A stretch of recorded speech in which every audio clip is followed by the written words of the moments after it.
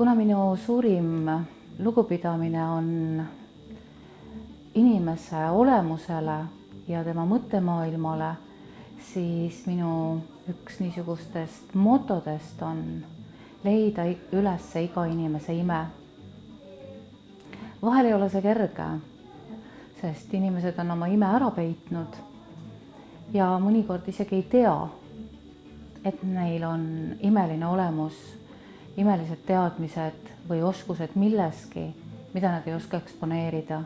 Koolitajana ongi huvitav öelda inimesele, milles ma märkan tema erilisust ja tema unikaalsust.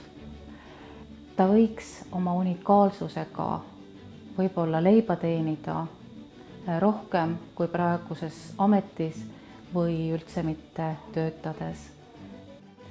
Goethe ütles, et inimene õpib ainult seda, mida ta armastab. Armastage õppimist, siis saate armastada inimesi ja inimesed saavad armastada teid.